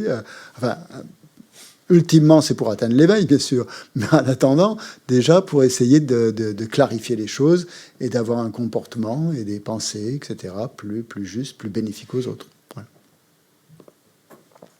C'est dans l'esprit, c'est notre laboratoire, l'esprit. Hein. Donc, si on voit que ça ne va pas, ben c'est là où il faut agir, hein, avant que ça se répercute. Hein. C'est comme les virus. il s'échappe du laboratoire. Faire attention qu'il ne s'échappe pas du laboratoire. Ouais. Je ne sais pas s'il y a une réponse à cette question, donc je la pose. Du coup, je me demandais si, du point de vue bouddhiste, on a toujours été considérés comme des Bouddhas qui, à un moment, auraient trébuché, auraient eu une pensée qui aurait entraîné un acte, qui aurait fait qu'on a décliné, ou est-ce qu'on a toujours été dans le caca et le but a toujours été de s'élever? En fait, est-ce que c'est une voie de rédemption ou est-ce que c'est plutôt une voie d'ascension? Un peu des deux? Non, la première, on n'a jamais été Bouddha, pour l'instant. Okay. Sinon, on le saurait. Ça se saurait. Donc, cette possibilité, je l'écarte totalement. Depuis des temps sans commencement, pour l'instant, on ne s'est pas libéré de l'ignorance. Donc, on n'est pas Bouddha. On n'a jamais été Bouddha. Donc, il n'y a pas à l'origine, il n'y a pas une origine non, il n'y a pas d'origine. Il n'y a pas d'origine. Oui, c'est ça, il n'y a pas d'origine. En fait. Ouais. C'est sans commencement. Et depuis les temps sans commencement, on patauge dans l'ignorance, pour reprendre plus ou moins tes expressions. Et malheureusement, c'est ça. Et quand on a réalisé la vacuité, là, on fait un grand pas en avant vers l'état de Bouddha. On n'est pas encore Bouddha. C'est un long processus. Mais il y a ce potentiel. Ce potentiel de devenir Bouddha, cette potentialité. Sinon, on ne pourrait pas devenir Bouddha. Un chêne, un gland ne peut pas devenir chêne si en lui, il n'a pas la potentialité de devenir un chêne. Il faut qu'il y ait cette potentialité. Ça veut pas dire que cette potentialité existe intrinsèquement, là encore, ça fait partie de cette vacuité. Donc, il y a un élément déjà en nous de ce qu'on appelle la nature de Bouddha, en fait, cette nature qui est là. Mais cette nature de Bouddha ne veut pas dire qu'on soit Bouddha. OK ? Donc il faut bien faire la différence entre les deux. On a peut-être la nature de Bouddha, mais on n'est pas encore Bouddha parce qu'on est obscurci par des choses, par des perturbations mentales qui sont là de manière passagère. Fondamentalement, bien sûr, on peut dire que notre nature est pure, mais tant qu'elle est voilée, on n'y a pas accès. Toutes ces qualités, peut-être qu'elles sont déjà en nous, mais tant qu'on les met pas en route, tant qu'on les met pas en œuvre, tant qu'on les a pas perçues, tant qu'on les a pas reconnues, ça ne veut pas dire qu'on est Bouddha, mais ça veut dire qu'on a un potentiel d'éveil qui est constamment là en nous. Mais donc, voilà. Donc pour l'instant, on est voilé, disons. Donc le travail consiste, en gros, à éliminer ces voiles. Toi, tu peux le voir comme ça, par exemple, pour que la nature de Bouddha se manifeste. Mais pour l'instant, elle ne s'est pas encore manifestée. Voilà. Donc on n'est pas Bouddha. Merci. Oui, au fond, oui. À côté de toi, il y a quelqu'un. Allô ? Oui. Oui. Je voudrais savoir si la physique quantique, qui a découvert grâce à ces microscopes la vraie nature de la matière, est-ce que c'est la même chose que ce que le Bouddha a découvert il y a 1500 ans ? Ou est-ce autre chose ? Écoute, je ne connais pas suffisamment la physique quantique pour répondre, et je ne suis pas Bouddha, donc je ne sais pas. Peut-être c'est la même chose, oui, peut-être, je ne sais pas. Le Dalai Lama dit que c'est très très proche, effectivement, que finalement, actuellement, les physiciens, les physiques quantiques disent que tout ce qu'ils trouvent, le Bouddha l'a trouvé, pas seulement le Bouddha, mais tous les grands êtres réalisés l'ont découvert bien à leur époque, il y a 2500 ans, quoi. Voilà. Bon. Après, c'est à vérifier. Je ne sais pas ce qu'ils découvrent vraiment, les physiciens quantiques, mais bon. Il paraît que c'est à peu près la même chose, ouais. Moi, je voulais revenir au vol, à l'indignation. Tu disais qu'il fallait se diriger vers quelque chose de plus juste et agir dès qu'il y a quelque chose qui ne va pas, pour avoir des pensées plus justes et plus positives pour les autres. Et moi, je regarde les pilleurs des terres, les pilleurs des terres qui ont pillé les populations, qui ont pillé leurs biens, qui sont devenus des multinationales et qui se recroquevillent derrière un intérêt juridique, des SARL irresponsables, anonymes. Et on a laissé faire parce qu'on était soit impuissant, soit on était lâche, soit on pensait que chacun avait sa conscience et son karma. Et moi, je m'interroge parce que l'indignation que j'ai de vouloir rendre les biens aux populations. Enfin, je trouverais ça légitime de voler ces voleurs, de reprendre les biens qu'ils ont volés. Et est-ce que c'est juste de laisser faire ce dépouillement devant nous et sans rien faire, et même polluer la terre, etc. Si tu peux faire quelque chose, il faut le faire. Je ne sais pas à quel niveau tu te situes, mais bon, si tu peux faire quelque chose, c'est évident qu'il faut le faire. Après, juste s'indigner, ça, et quand on ne peut rien faire, ça ne sert pas à grand-chose. Hein. C'est un peu la maxime de Chanty-Desvins, hein, qui dit quand vous avez un problème, si vous pouvez le résoudre, c'est pas la peine de vous en faire. Et si vous pouvez pas le résoudre, c'est pas la peine de vous en faire non plus. Dans les deux cas, hein, c'est ça, quoi. Donc s'indigner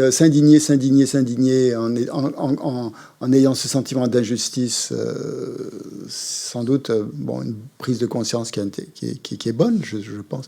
Mais faut voir ce qu'on est capable de faire, ce qu'on veut faire. Ça n'implique jamais l'action, hein, aussi. On peut très bien faire partie d'organisations qui vont lutter contre ça. C'est très bien. Mais ce qu'il ne faut pas entretenir, c'est une méchanceté, par exemple, une colère, voilà, une aversion, tout ça. Si on peut agir sans colère, sans rancune, sans ressentiment, des choses comme ça, c'est parfait, quoi. Et là, les moyens d'action sont beaucoup plus efficaces. Regardez, par exemple, l'exemple que donne le Dalai Lama, il n'a jamais eu un instant de colère contre les Chinois. Et il était très indigné, par exemple, toutes les tortures qu'ont fait subir les militaires chinois à la population tibétaine, notamment aux moines et aux nonnes. C'était horrible. Quand les gens venaient lui raconter les histoires qu'ils ont vécues au Tibet, les souffrances incroyables, et la main, sans doute, il devait ressentir un sentiment de tristesse, d'indignation profonde. Mais qu'est-ce qu'il pouvait faire? Ce qu'il pouvait faire, il le faisait. Il a fait tout ce qu'il a pu. Et je pense que c'est un exemple pour nous, justement, de faire ce qu'on peut, mais sans précipitation, voilà. Après, c'est à mesurer les tenants, les aboutissants, de faire ça avec sagesse. Hein. Sans perturbation mentale. Sans perturbation mentale, voilà. Ça, c'est vraiment l'idéal, si on peut agir comme ça. Et justement, c'est important de voir la place qu'occupent les perturbations mentales dans notre esprit, voir quand est-ce qu'on est sous leur influence, par exemple. Très important. Bon, s'il n'y a pas d'autres questions... Il y a sur Internet il y en a encore. dans le salon. Oui, oui, d'accord. J'en aurais une. Bonjour. Ouais. Bonjour. C'est ma question d'ailleurs par rapport à la colère qui élimine des kalpas de vertu.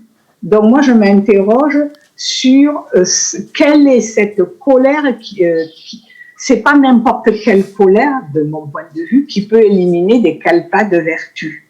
Il doit falloir une colère spécifique. Bon, mais justement, voilà. Ça va nous amener... C'est là que je m'interroge. Parce que le petit énervement qu'on a, comme, je sais plus, quelqu'un disait tout à l'heure contre sa maman, je veux dire, c'est pas ça qui va éliminer les vertus, mais voilà, c'est... C'est pas que je justifie la colère, loin de là, mais il y a des degrés dans la colère. Tout à fait. Quel est le degré de colère qui fait que des kalpas de vertu disparaissent? Ça, je suis pas Bouddha, hein, pour pouvoir le dire, mais disons qu'il y a quand on parle justement des résultats, parce qu'on va regarder maintenant, on va s'intéresser plutôt maintenant aux résultats. Hein. On va essayer sachant que voilà, on n'a pas forcément la vue juste, moi je l'ai pas en tout cas, et on va y aller que par approximation. Donc on va commencer par regarder qu'est-ce qui rend les actes négatifs plus graves, plus lourds, plus puissants en fait. Et là, faudrait analyser 6 facteurs, hein, qui vont faire que les actions négatives sont plus lourdes ou ont des effets plus néfastes. Donc, je pense que ça répondra à ta question. Christian ? Oui, la note, je peux terminer là, je vais faire ça ou c'est par rapport à ça, vraiment? Oui, allez-y alors. Oui, c'est par rapport à la colère et l'indignation. Le Dalai Lama, donc vous disiez qu'il n'avait jamais eu de colère, ou de colère en tout cas vis-à-vis des Chinois. De colère avec haine. Il peut avoir eu des colères oui, peut-être. Oui, mais pas de haine, oui. Pas de... Kourou voilà. manifester une certaine colère, j'en sais rien, peut-être. Et au final, donc, il a agi, il a fait ce qu'il devait faire en dehors du Tibet. Et il dit que maintenant, peut-être que le bouddhisme n'aurait pas eu toute cette extension à travers le monde s'il n'y avait pas eu ces événements-là aussi. Ok, d'accord. Très bien, donc on en revient à des différentes distinctions de la gravité karmique, une différence de gravité des actes négatifs. Donc 6 facteurs. Premier facteur, c'est la nature de l'acte lui-même, de l'acte non vertueux. Donc comme je vous l'avais dit hier, c'est par ordre décroissant. Le plus grave, c'est de tuer. Le moins grave, c'est les bavardages inutiles. Donc ça va en ordre décroissant pour les 7 premières actions, les actions du corps et de la parole. Et ça va dans l'ordre croissant pour les actions négatives de l'esprit, depuis la convoitise jusqu'aux vues erronées. Donc le tuer est plus grave que des propos inutiles, évidemment. Donc première chose. Ensuite, ce qu'il faut regarder, ce qui alourdit un acte négatif, ce qui lui donne plus de force dans les résultats, c'est l'objet en question. Est-ce que c'est un objet ordinaire, entre guillemets, ou un objet saint, Autrement dit, est-ce que cette action, elle est perpétrée contre un être ordinaire, ou est-ce qu'elle est perpétrée contre un Bouddha, par exemple, contre le Dharma, contre la Sangha, contre le maître, par exemple, ou contre un saint, ou un être réalisé. Là, on dit qu'effectivement, dans ces cas-là, les actes non négatifs sont plus lourds de conséquences quand ils sont effectués contre un être déjà qui est bien évolué sur la voie, bien élevé sur la voie. Donc ça, c'est quelque chose à considérer. Les actes négatifs par rapport aux 3 joyaux, Bouddha, Dharma, Sangha, sont plus lourds parce qu'en fait, ils ont plus de conséquences sur notre esprit parce qu'ils sont contraires à notre avancée sur la voie. Donc en fait, ils vont retarder en fait encore plus notre cheminement sur l'éveil. C'est pas par rapport à l'objet lui-même, mais c'est par rapport à nous, par rapport à l'objet, puisqu'on est quand même dans cette relation de dualité. Pour le Bouddha, ça change rien. Il n'y a pas qu'on lui adresse des louanges ou qu'on lui adresse des critiques, ça n'a aucun effet. Mais pour nous, ça a un effet apparemment. Troisième point, c'est l'intention sous-jacente qui va être l'intention qui sous-tend la non-vertu.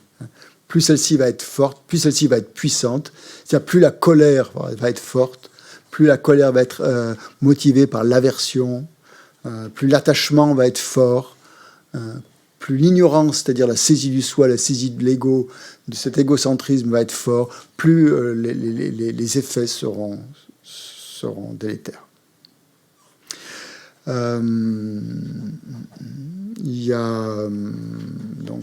Ensuite, il y a l'acte lui-même.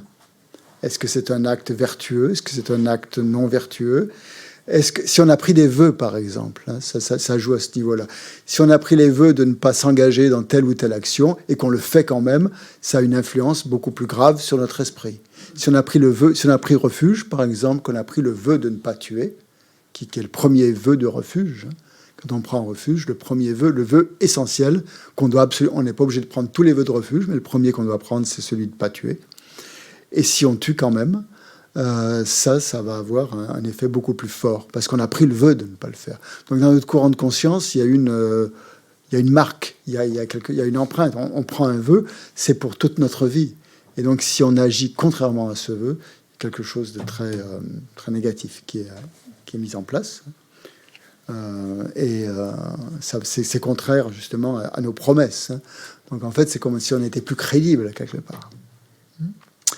Le 5e point, c'est la fréquence ou l'accoutumance.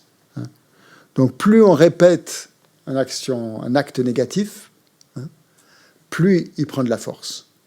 Si c'est un acte négatif qu'on fait comme ça une fois parce que voilà, on n'a pas été suffisamment vigilant, cet acte négatif n'est pas très fort, n'est pas un acte karmique extrêmement puissant. Par contre, si on le répète, si on a tendance à répéter, à mentir par exemple ou autre, ça aura beaucoup plus d'effet que ce sera beaucoup plus lourd, et on entretient finalement un processus dans lequel on est emprisonné au lieu de s'en libérer. Donc là, c'est plus difficile de s'en libérer. Plus c'est fréquent, plus c'est difficile de s'en libérer. C'est assez évident. Et le 6e point, c'est ce qu'on appelle l'absence d'antidote. De ne pas appliquer automatiquement ou immédiatement un remède, c'est-à-dire un facteur qui est contraire à l'action, un facteur discordant, on dit. C'est-à-dire, c'est d'essayer de remédier immédiatement à l'acte par une pensée positive, par exemple. Si vous avez une pensée négative envers quelqu'un, essayez de la couper, de la trancher la tête dès le début pour pouvoir, justement, pour qu'elle ne laisse pas de traces. Donc, c'est utiliser un facteur discordant pour pouvoir éliminer tout de suite, enrayer tout de suite. Donc si on n'applique pas d'antidote, si on laisse faire, par exemple, on a vu qu'on a été négatif, puis c'est pas grave, c'est pas grave. Et donc là, ça crée une attitude mentale qui fait que justement, ça devient de plus en plus lourd, quoi. Ça crée un précédent qui va accentuer en fait la lourdeur ou la gravité de l'acte négatif. Donc voilà les six points. Donc maintenant, je voudrais qu'on regarde un petit peu de temps les effets. On s'intéresse maintenant aux effets d'une voie karmique complète. Donc ça, c'est particulièrement intéressant. Donc, quels sont les différents types d'effets? Donc là, il y a 3 types d'effets d'un acte négatif. Il y a ce qu'on appelle l'effet le plus grave, c'est ce qu'on appelle l'effet de pleine maturation. Qu'est-ce que c'est que l'effet de pleine maturation? Comment vous êtes perdu? C'est toujours dans le cadre des non-vertus. Oui, on est dans les non-vertus. Effectivement, oui, c'est ça. On va voir donc les effets des actes non vertueux. Donc l'un, c'est l'effet de pleine maturation. L'effet de pleine maturation, ça veut dire que la voie karmique est complète. Il y a tous les ingrédients qu'on a vus, la base, l'objet, la motivation, l'état d'esprit, la reconnaissance, etc., l'accomplissement de l'acte, la conclusion, tout ça, ça a été fait parfaitement. Donc l'acte, on va dire, il est complet. Et en plus, il y a la réjouissance. Pour qu'un acte soit... il y a une réjouissance qui fait que ça va amener son plein effet. Donc un effet de pleine maturation, on dit... C'est ce qui projette, au moment de la mort, par exemple, c'est ce qui projette dans une renaissance pour les actes négatifs, donc dans les mondes inférieurs, dans les enfers, dans les mondes des prétas, des êtres faméliques, ou pour les animaux. Selon l'intensité, alors si l'effet de pleine maturation est fort, l'enseignement dit c'est une renaissance dans les mondes de souffrance les plus intenses. Et d'après la cosmologie bouddhiste, les mondes, l'état de renaissance où les souffrances sont les plus intenses, c'est les enfers. Les enfers chauds, les enfers froids.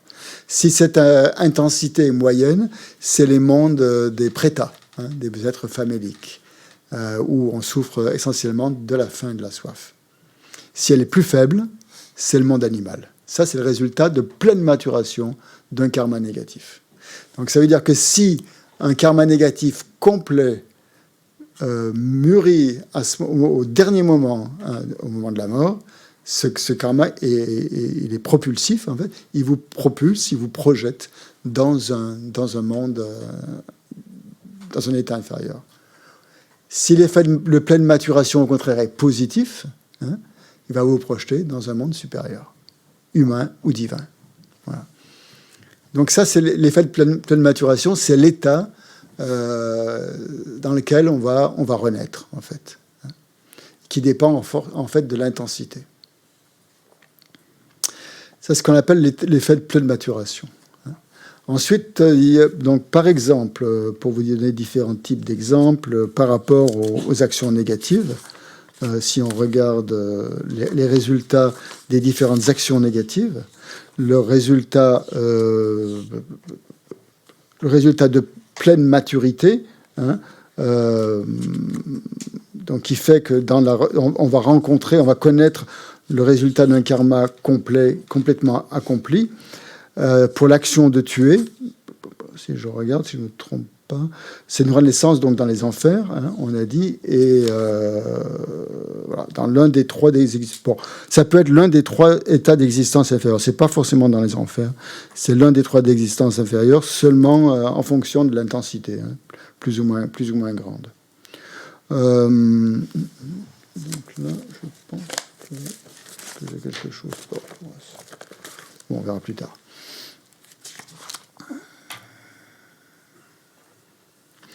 Voilà, donc toutes les actions négatives ont pour résultat de pleine maturité, hein, de faire renaître dans les états inférieurs.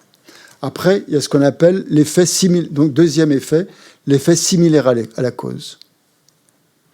L'effet similaire à la cause à deux niveaux.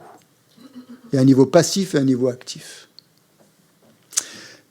Donc l'effet similaire à la cause, ça veut dire que vous allez faire l'expérience des mêmes effets, des effets qui sont identiques, qui sont analogues à la cause. C'est-à-dire, premièrement, dans le sens passif, vous allez faire les mêmes expériences que que les actions que vous avez créées. Autrement dit, si vous avez tué, vous allez être tué. Si vous avez volé, vous allez être volé.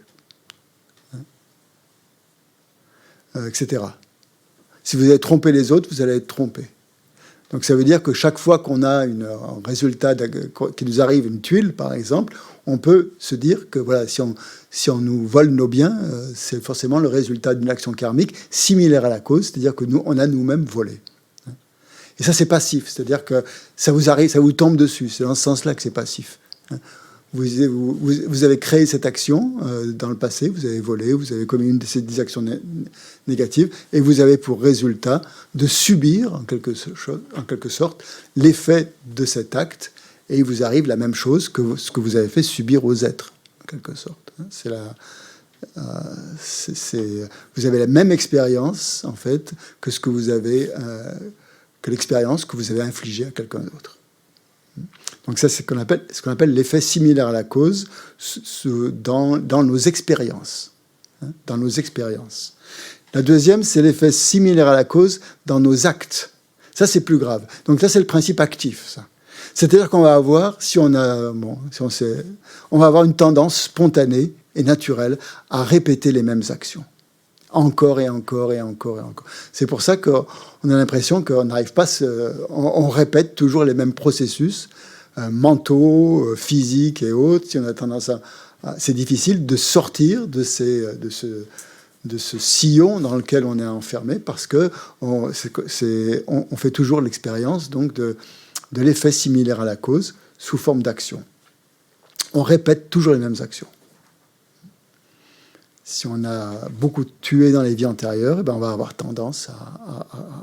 Alors après, bien sûr, il y a les influences extérieures. Hein. Et ça, c'est le troisième point. C'est les effets qui conditionnent l'environnement. C'est-à-dire que... Voilà. J'aurais dû dire, j'ai oublié de le dire. Ouais. L'effet de pleine maturation, le premier effet, c'est ce qui vous projette dans un état d'existence inférieure.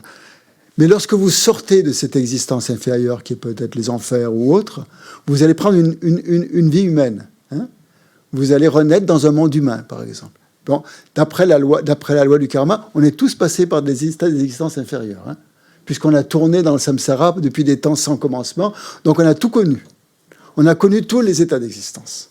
Par chance, dans cette vie-là, on a trouvé une existence humaine. Mais on a encore les effets de karma antérieur. C'est-à-dire qu'on n'est plus dans un état d'existence infernal, on n'est plus dans un état d'existence famélique, ni dans un état d'existence animale. On a eu le bonheur de renaître dans un état d'existence humain. Dans cet état d'existence humain, on a tendance, disons, à voler, par exemple, ou à mentir. D'où ça vient? Parce que dans d'autres états d'existence, on a eu cette même tendance et on retrouve donc des effets similaires à la cause. Et même si on est rené dans un état humain, on a aussi des effets, ce qu'on appelle les effets qui conditionnent l'environnement, ou ce qu'on appelle les résultats environnementaux. Donc ça, c'est le troisième type d'effet. Premier, c'est l'effet de pleine maturation. Deuxième, c'est l'effet similaire à la cause. Et le troisième, c'est les effets qui conditionnent l'environnement, ou plus simplement, les résultats environnementaux. C'est-à-dire l'expérience de nos actions dans le monde humain. Comme le fait, si on a beaucoup volé dans les états d'existence passés, même si l'on a retrouvé une existence humaine, qui est quand même assez favorable, dans cette existence humaine, on va peut-être manquer de nourriture, ou de boissons, ou de ressources matérielles, ou de ceci ou de cela. On va pas, du fait d'avoir volé. Donc c'est là où la loi de causalité s'applique de manière assez déterministe, c'est-à-dire si l'on a volé, on va être volé, ou si l'on a volé, on va avoir tendance à voler. Et même dans notre environnement, dans ce qui va nous arriver dans le futur, on aura des séquelles de ça. On aura des résultats environnementaux, où on sera dans un environnement, par exemple, où les ressources matérielles sont difficiles à obtenir, par exemple. Ou si on a beaucoup tué, on va se retrouver dans un pays en guerre, par exemple. Ou dans une vie familiale où il y a beaucoup de conflits, par exemple. Ça, c'est plutôt le résultat de l'inconduite sexuelle. On dit le résultat de l'inconduite sexuelle, c'est le fait de, quand on retrouve une existence humaine, dans cette existence humaine, par exemple, on va avoir des séparations, on n'aura pas forcément beaucoup d'harmonie dans la famille, dans le couple. Il y aura toujours des résultats négatifs, des dissensions comme ça entre les membres de la famille. Les relations ne seront pas claires, ne seront pas honnêtes. Il y aura des mensonges, etc. Et donc voilà, c'est ce qu'on appelle donc les effets qui conditionnent l'environnement ou les résultats environnementaux. Par exemple, pour l'action de voler, si on regarde le résultat environnemental, c'est de renaître dans un lieu extrêmement aride. Ça, c'est où les récoltes ne poussent pas, ou sont détruites, par exemple, par des calamités, où sévissent des pénuries de nourriture, ou des gelées extrêmement sévères, des chutes de grêle, par exemple, où le climat est complètement déréglé. Donc on peut analyser tout ce qui se passe au niveau mondial, par exemple, actuellement. On peut regarder quels sont des effets de nos karmas collectifs. Si on applique vraiment la loi de causalité, où rien n'arrive par hasard, où toutes ces calamités, ces virus, ces dérèglements climatiques, ces réchauffements, etc., c'est le résultat d'actions négatives. Puisque c'est pas du bonheur, en fait, c'est le dérèglement climatique. Ça amène de la souffrance. Donc si ça amène de la souffrance, c'est qu'il y a eu des actions négatives qui sont à l'origine de ça, de manière individuelle et collective. Individuelle certainement, puisqu'on se retrouve, on les a créés soi-même, et on se retrouve avec des gens qui les ont créés aussi. Donc il y a aussi un karma collectif qui est en place là. Et ça, c'est donc là, pas de jugement, on regarde, on essaie d'analyser. Ça ne veut pas dire que c'est systématique non plus, mais ça peut donner des indications. Il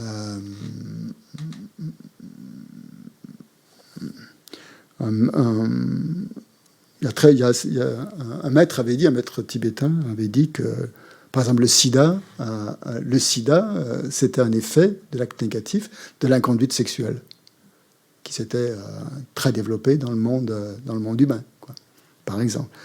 Sans jugement de valeur, juste cause-effet. Voilà. Donc l'action de voler, c'est ça, l'action d'avoir volé. Et on est dans une société, comme disait quelqu'un hier, où tout le monde vole, chacun vole l'autre. En fait, ça fait partie maintenant un petit peu, ça devient une tendance où on fait moins attention à ça. Et bon, ça crée des dérèglements au niveau peut-être climatique. Ça amène justement des excès dans justement le fait d'avoir moins de ressources à notre disposition, ou des ressources qui n'ont pas vraiment de grande valeur nutritive, par exemple. Les aliments, on voit, perdent de leur efficacité. Peut-être la nourriture bio encore échappe, mais si on regarde la consommation globale de masse, par exemple, la nutrition, c'est abominable quand même. Les effets nutritifs des aliments, les aliments, pardon, ont de moins en moins de valeur nutritive. Donc ça, d'après les enseignements, ça serait le résultat du vol. Résultats environnementaux de l'inconduite sexuelle, c'est de vivre dans des lieux environnementaux où oui, ça manque d'hygiène, par exemple. Ce qui est des lieux qui sont peu hygiéniques. Le résultat environnemental du mensonge, c'est de vivre au milieu des tricheurs, où l'on ne trouve personne en qui on peut faire confiance. Les effets environnementaux des paroles de discorde, c'est d'avoir tendance donc de vivre dans un environnement très accidenté, très inhospitalier, où les communications sont très difficiles. Les effets environnementaux des paroles injurieuses ou grossières, c'est de vivre dans un lieu encombré de ronces, d'orties, de buissons épineux, de rochers escarpés, et de choses qui rendent les déplacements extrêmement difficiles. Voilà. Donc pour chaque, vous pouvez retrouver tout ça, toutes ces actions négatives et leurs résultats dans ce manuel de méditation qui s'appelle Méditation sur le Lamrim, où c'est assez bien. C'est formulé de manière très claire. Donc on va en prendre juste un pour vous illustrer les 3 types de résultats. On va prendre le mensonge, par exemple. Donc le résultat de pleine maturité du mensonge, c'est une renaissance dans un monde inférieur.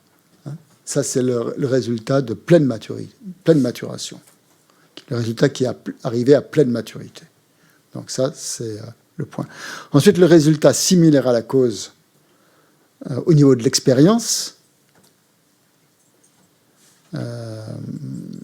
c'est que les autres ne vous croiront pas. Puisque vous avez toujours proféré des mensonges dans les vies antérieures, vous avez eu tendance à cela, vous allez avoir l'effet inverse dans cette vie, c'est-à-dire que les autres, enfin pas l'effet inverse, justement l'effet similaire à la cause, c'est-à-dire que les autres n'accorderont pas de crédit à ce que vous dites. Et même quand vous dites la vérité, même quand on dit la vérité, les gens ne vous croient pas. Alors que c'est vrai. Donc ça, c'est l'expérience, c'est le résultat similaire à la cause dans l'expérience. Maintenant, le résultat similaire à la cause dans nos actions, c'est qu'on continue à avoir tendance à mentir et à tromper les autres. Donc si on voit qu'on a cette tendance-là, on peut retrouver la cause. Et le résultat du environnemental, donc, c'est de vivre au milieu des tricheurs ou de trouver personne en qui on peut avoir vraiment confiance.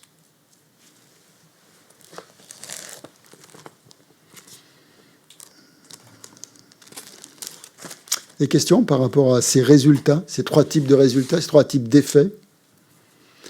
Et donc, bien sûr, ces effets sont alourdis par rapport, en fonction des 6 points que je vous ai donnés. C'est-à-dire la nature de la non-vertu, la base, l'intention, l'acte lui-même, la fréquence et l'absence d'antidote.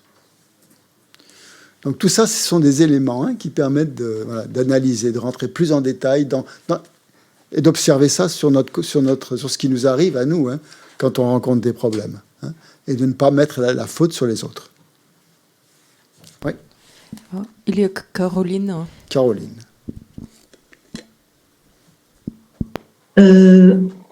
Oui, Christian, merci. C'était quand tu disais qu'une fois qu'on a expérimenté l'effet de pleine maturation d'un acte, donc on retombait dans les règnes inférieurs et ensuite on revenait normalement en tant qu'être humain. Lorsque les effets sont épuisés, voilà. Lorsque les effets de la cause que l'on a créée sont complètement épuisés, on renaît dans le monde humain. D'accord. Et par contre, je voulais savoir, par exemple pour les effets similaires à la cause ou les effets environnementaux, est-ce que c'est applicable aussi quand par exemple on est dans le règne animal, on voit bien qu'il y a des animaux qui malheureusement sont, par exemple, moi je donne l'exemple d'un chien, un chien errant dans une île où il y a peu à manger, etc. Et les animaux qui sont dans un foyer où ils sont bien traités, bien nourris, bien soignés. Donc là, on peut dire aussi que les effets environnementaux jouent pour les animaux. Bien sûr, bien sûr. Ah d'accord, donc c'est pas uniquement sur les humains, c'est sur toutes les formes de vie, justement. Et c'est assez intéressant de regarder comment ça se mélange, en fait, tout ça. Hein. Comment ça fonctionne. Par exemple, on peut renaître avec comme un animal extrêmement choyé, ou au contraire comme un animal battu. Hein, et tout ça, ça fonctionne exactement de la même façon par rapport aux actions antérieures. Justement, on va le regarder, ça, par rapport. On va essayer d'analyser les différentes permutations qu'il peut y avoir. On va peut-être faire une pause, si vous voulez. Hein, voilà. Donc, on fait une pause de 20 minutes et on se retrouve à midi.